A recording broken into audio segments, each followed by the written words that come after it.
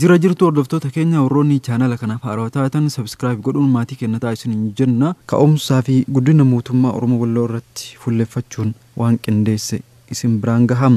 Ka'umsaa fi guddinni mootummaa Oromoo Walloo bara 1769 hanga bara 1855tti kan jiru Walloon damee Oromoo bareentumaa ta'ee gosa Oromoo Karrayyuu keessaa isa tokkodha. Karrayyuun Oromoo bareentumaa keessaa hangafa yoo ta'u qubannaan isaa Oromoota damee Booranaa gara bahaatti aanu jedhama. Kanaaf Karrayyuu bareentummaa jedhum. Bareentummaa jechuun hiika lama qaba. Tokko gara bahaa, tokko gara bariitti yookiin bahaatti kan aanu yoo ta'u, inni lammaffaan immoo qulqulluu yookiin eebbifamaa jechuu akka ta'e kitaaba kana keessatti barreeffamee jira. Gosti Karrayyuu iddoo gurguddaa lamatti qoodama. Isaanis Baasoo fi Dullacha yoo jedhaman bara dheeraa dura kan Karrayyuu irraa citanii hafan damee Dullachaa keessaa Liibanii fi Walloo isaan tokkodha. Liiban gara kaaba Gondariitti kan hafe yoo ta'u, Walloo immoo naannoo Wallootti faca'ee maqaa naannoo ofii moggaasuun kan jirudha. Walloo irraa gara kaabaa kan jiran gosti Liiban garuu naannoo Laastaa garagaraa yookiin Gondar, Liiboo, Kamkam, warrootaa fi Oromoo Maccaan wal maddii akka jiraachaa turan himama. Lafa amma Walloo jedhamu keessa kan jiraatan Oromoo Booranaa yookiin Tuulama, Oromoo Yejjuu fi Raayyaa yoo jedhaman, ummanni Aguus Walloon walumatti makamanii Laastaa keessa jiraatu.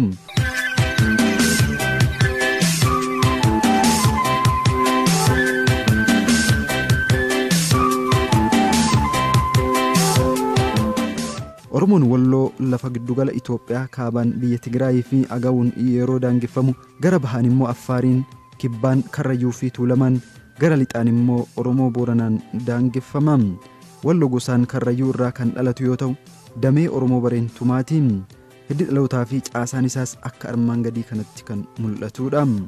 Oromoo bareentuma jalatti Karrayyuu, Arsii, Humbanna, Itu, Akichu, Raayya, Yejjuutu jira. Karrayyuu jalatti ammoo Dullachaa fi Baasotu jira. Dullacha jalatti Liiban, Walloo torbanis ni jiru. Walloo torban jalatti Afree fi Sadacha kan jedhutu jira. Afree jalatti warra Qaalluu, Laga Goraa, Laga Hidhaa, Laga Amboo kan jedhutu jira. Sadacha jalatti ammoo warra Heebanoo, warra Iluu, warra Baabboo kan jedhutu jira. Akkuma caasaa kanarraa hubachuun danda'amu manni torban Walloo Afree fi Sadacha keessatti akka qoodamu namatti agarsiisa. Akka manguddoota warra Qaalluutti irra jireessi Sadachaa kan gara kaabaa qubatan yoo ta'u, akka agootaan walitti makamanii dubbatu. Oromoon Walloo gara kaabaa jiran Raayyaa fi Yejjuun gosa gurguddoodha. Haa ta'uutii bareentuma yaa ta'an malee gosa torban Walloo keessas ni jiru. Qormaata yeroo dheeraa gaggeeffameen manguddoonni Yejjuus ta'ee kan Raayyaa kanuma himu. Kanaaf Yejjuun of danda'ee Arfan Yejjuu kan jedhameef jedhama. Yejjuun maqaa biyyaaf kenname yoo ta'u, Oromoonni achi qubatan Arfan Yejjuu jedhamanii waamamu. Arfan Yejjuu kunis tokkoffaa Dooranii, Boqojjii, lammaffaa warra Kaaloo, sadaffaa warra Ruufoo, Roobaa fi arfaffaa Igguu kan jedhamanidha. Yejjuun damee Oromoo Wallooti. Garaagarummaan Walloo fi Yejjuu gidduu ture, Yejjuun amantii Islaamummaa dhiisanii amantii Kiristaanummaa kan fudhatan ta'uu kitaaba seenaa Oromoo hanga jaarraa 20ffaa jedhu keessatti barraa'eeti jira. Oromoon Walloo garuu hanga mootii Yohaannisii fi Minilikiitti makamanitti irra jireessi isaanii ummata amantaa Islaamaa hordofaa turanidha.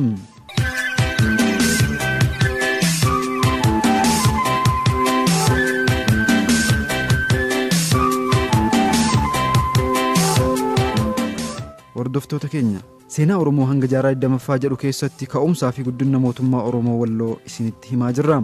Tokkummaa fi garaagarummaan Oromoo Walloo, Yejjuu fi Raayyaa ilaalchisee qorannoon gadi fageenyaa geggeeffame akka hin jirres kitaaba kana keessatti barreeffamee jira.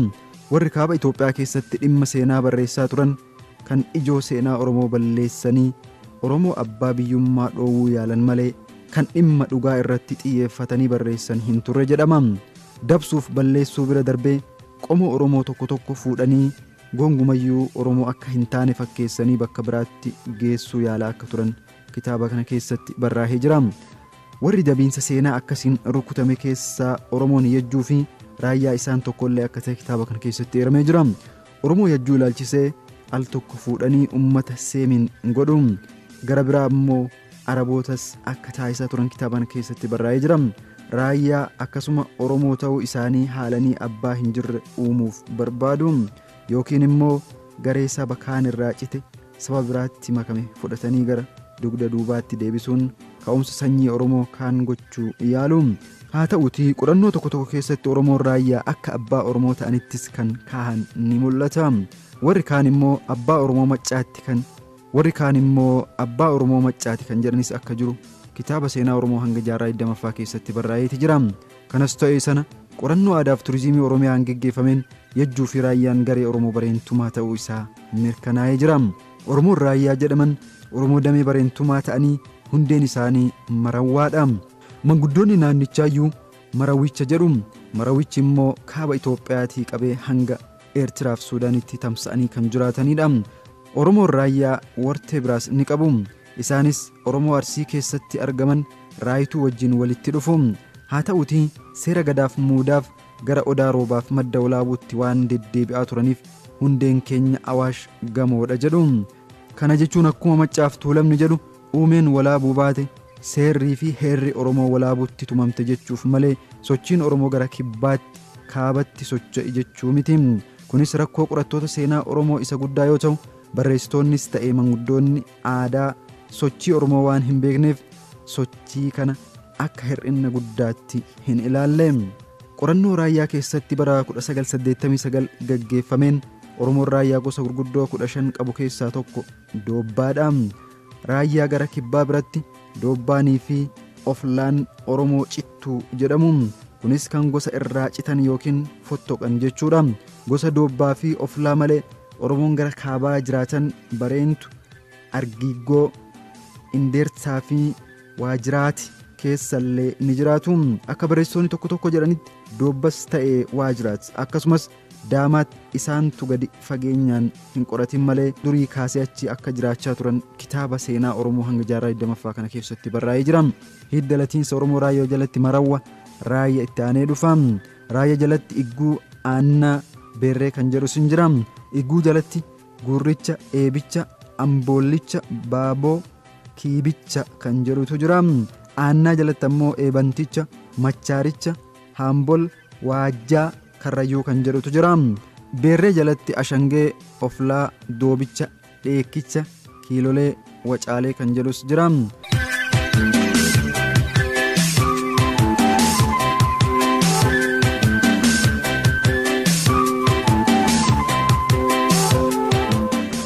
Oromoon naannoo Tigraay fi Eertiraa keessa jiraatan dhawaataan amantii kiristaanaa fi islaamatti makamaa waan deemaniif eenyummaa isaanii irraanfataa akka turanis kitaaba kana keessatti barraa'ee jira. Haa ta'uutii garuu meeshaalee duudhaa Oromoo mul'isan kan akka kallachaa hanga dhuma jaarraa 18ffaatti akka itti gargaaramaa turan kitaaba seenaa Oromoo hanga jaarraa 20ffaa jedhu keessatti ka'umsaa fi guddina mootummaa Oromoo Wallootii wal qabatee barraa'eeti jira. Seenaa Oromoo hanga jaarraa 20ffaa kitaaba jedhu keessatti ka'umsaa fi guddina mootummaa Oromoo Walloo isinitti himaa jirra. Jaarraa 14ffaa keessa bara mootii Amada Tsihoon eegalu walitti bu'iinsaa fi rukuttaa wirtuu musliimaa ifaat irratti geggeeffameen rakkinni guddaan haa uumamu malee ummanni amanticha hordofu buqqa'eera jechuun hin danda'amu. Masgiidonni waggoota 1000 caalan kanneen baha Walloo naannoo Kamisee, Booraa, Daaniyaa, Albokkoo fi Shoonkee keessatti argamanis ragaalee kana kan cimsan jechuun kitaaba kana keessatti barraa'eera. Jalqaba mootonni Walloo kun akkuma sulxaanota ifaat maqaan isaanii Haaqadiin, Jamaaladdiin jedhamu. Isaanis Shamsi Aldiin, Dawuu Aldiin jechuun mootummaa maqaa farda isaanii duubaan itti dabaluun abbaa jiruu, abbaa joobii fi kan kana fakkaatan moggaafachuun ormummaa isaanii ibsaa akka turan seenaa keessatti barraa'ee jira. Kana keessaa mootichi cimaan inni duraa Maammad Abbaa Jabboo akka turan seenaan lafa kaa'ama. Haaluma kanaan jalqabbiin mootummaa Walloo Oromoo amantii musliimaa hordofaniin akka hundeeffaman himama.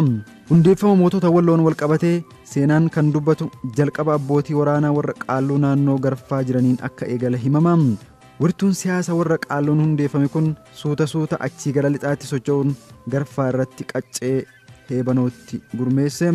Oromoo Walloo weerara Imaam Ahmad Al-Qaazii dura amantii islaamaa kan fudhatan yoo ta'u jaarraa 19ffaa dura qe'een mootota warra Heebanos islaamummaa dhiisuun amantaa kiristaanaa akka fudhatan himama. Sanyii godaanaa Baabboo kan ture namni maqaan isaa Arbooch jedhamu kun ka'umsa mootummaa Oromoo Walloo warra Heebanoof hundee akka ta'aniif mootummaatti kan hundeessan jedhama. Kanarraa ka'uun Walloon mootummaa ifaatti kan Islaamaa mootonni Nuur Huseen, Shams Aldiin, Daw Aldiin hundeessanirraa dhufe warra godaanaa baabbootti cehe ta'uu isaa nama hubachiisa. Mootummaa warra Heebanootti hundeeffame kun hambaa mootota ifaati yookiin yifaat irraa ka'ee booda bara 1700 keessa achitti cimee akka bahetu himama.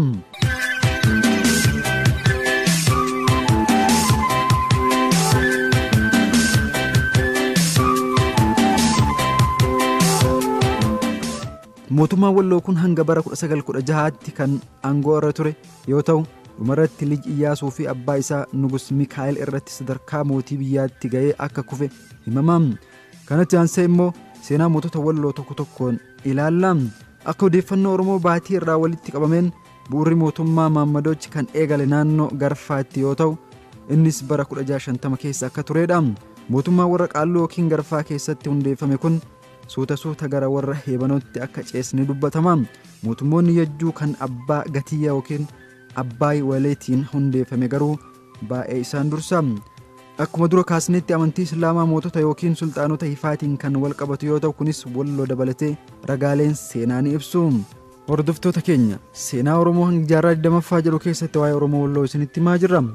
Haaluma kanaan caasifamaa fi hortee moototaa fi tartiiba isaanii yoo ilaalle dura namni Nuur Huseen jedhamu akka bu'uura mootummaa kana ta'ee fi isarraa kaasee ilmaan isaa Shams Aldiin, Daw Aldiin, Baabboo Godaanaa 1700, Alii Mahammad Abbaa Jaaboo hanga bara 1780tti kan turan ta'uu barraa'ee jira.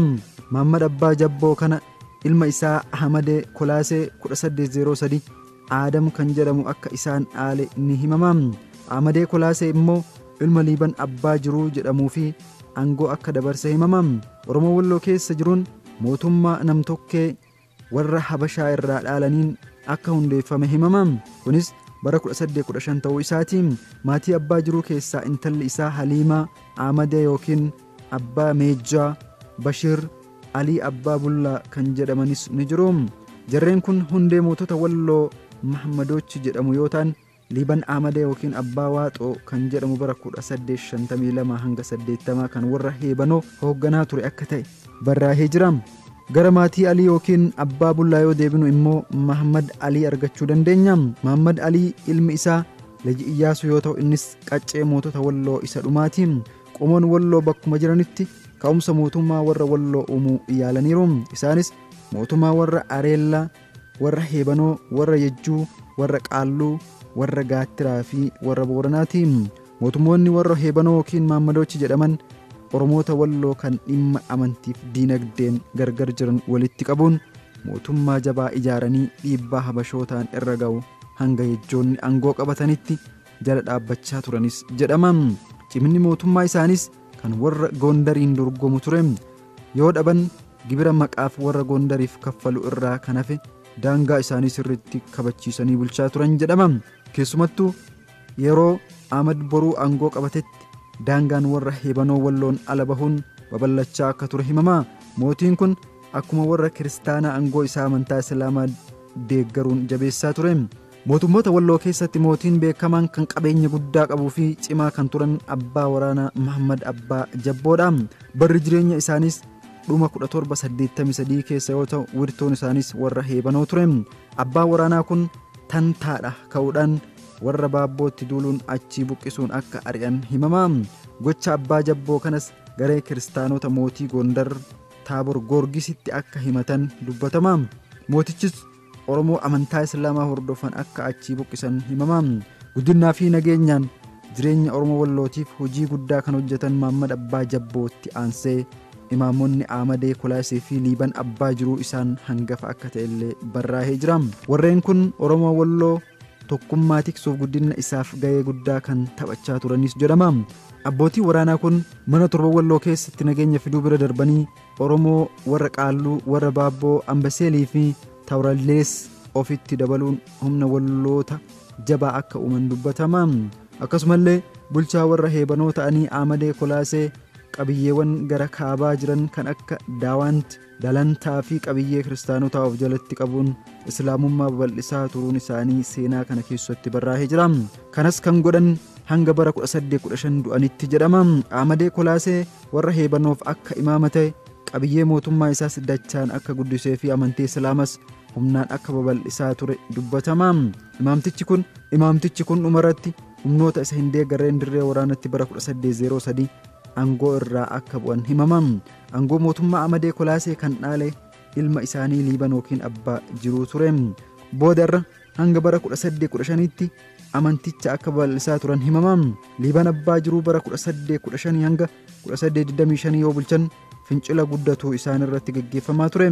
Teessoon isaanis warra Heebanoo waan tureef imaamota warra Heebanoo jedhamanii waamamaa akka turan dubbatama.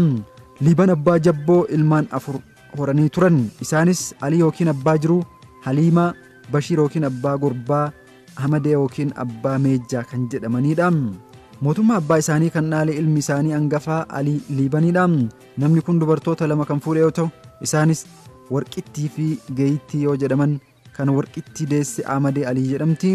Amadee Aliis humna mootii Tediroosiin otoo ittisaa jiruu akka hidhame ajjeefame dubbatama. Kan Geeyittiin deesseef immoo Maammad Alii booda isa Nugus Mikaa'el ta'uun humna Oromoo Walloo walitti qabuun sadarkaa olaanaa irra gahanii akka turan himama.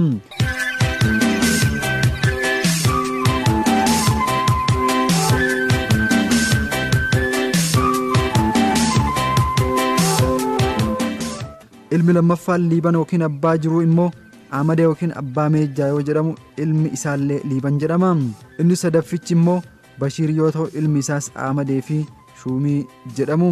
Arfaffaa kan taate intalli Liiban abbaa jiruu Haliima jedhamti. Isheenis Gondaritti Raas Aluulatu fuudhe. Du'a Raas Aluulaa booda mootii Gondar kan ture Yohaannisitti kan heeruman yoo ta'u maqaa Mannaan jedhamus moggaafamee fi akka ture himama. Hanga ka'umsa Tediroositti Gondariin akka turanii fi ilma isaanii duuka Gondaritti akka bulchaa turan himama. Aliin ilma Raas Aluulaa kan ture yoo ta'u haati isaa Haliima Liiban jedhamti. Liiban yookiin abbaa jiruu duunaan aangoo kan fudhate ilma isaa Amadee Liibaa yookiin abbaa meejjaa yoo ta'u seera abbaa isaa hordofaa ture galmaan ga'uuf hanga bara 1838 bulchaa tures jedhama. Imaamtichi kun Gondar keessatti aangoo olaanaa qabaachuu bira darbee affeerraa obboleettii isaatiin akka gorsaa fi gaggeessaa olaanaatti siyaasaa Gondaritti makamanii turan jedhama. Itti aansuun mootummaa warra Walloo kan dhaalan ilma Amadee Liiban kan maqaan isaa Liiban jedhamudha. Liibanis akka bakka bu'aa mootummaa Mamadoochiitti of waamuun qabiyyee Walloo kallattii maraan babal'isaa ture jedhama. Booda garuu Raas Aliin Liiban kaasuun Alii abbaa bullaa bakka buusanii. Kunis aangoodhuma maatii keessa marmaaruudha malee fagaatee hin deemne jedhama.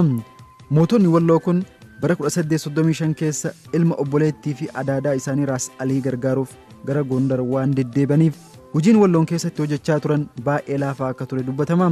Kunis qabiyyee yookiin biyyi abbaa jabboo fi abbaa jiruu akka diigamu godheeras jedhama. Haaluma kanaan dhuma bara 1842 keessa Oromoon Walloo tokkummaa isaanii diiguun naannoo jiranitti bulchiinsa ofii akka armaan gadii kanatti hundeessuun isaanii ni yaadatama. Isaanis laga hidhaa Hasan Doolloo, laga Amboo Jaarsoo yookiin abbaa Shawaa Ammaa, warra Qaalluu Baabbo Birruu yookiin Luboo, laga Goraa abbaa Daagiti yookiin Adaraa Biillii kan jedhaman geggeeffamaa turan jedhama. Adaraa Biillii nama cimaa kan turan yoo ta'u magaalli isaanii Gaattiraa kan jedhamtudha.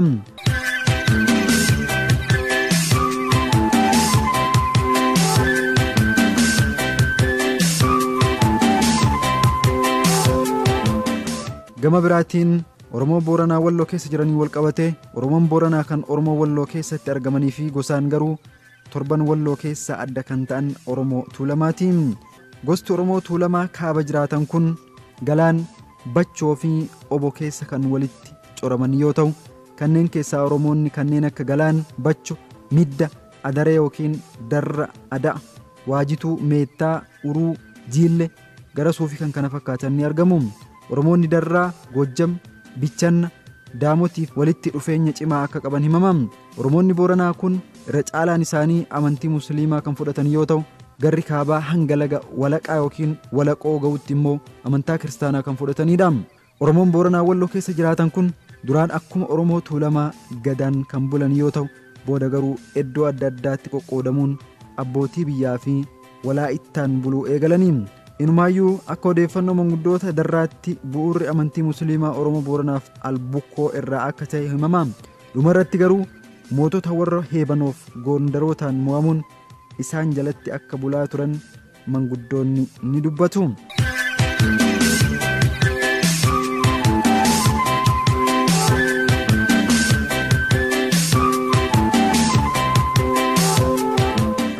Hordoftoota keenya akka waliigalaatti seenaa Oromoo hanga jaarraa 20ffaa kitaaba jedhu keessatti ka'umsaa fi guddina mootummaa Oromoo Walloo bara 1769 hanga 1855 isinitti himee jira. Kanaaf kitaaba kana fuula 101 irraa kaastanii waa'ee kana dubbisuu dandeessu.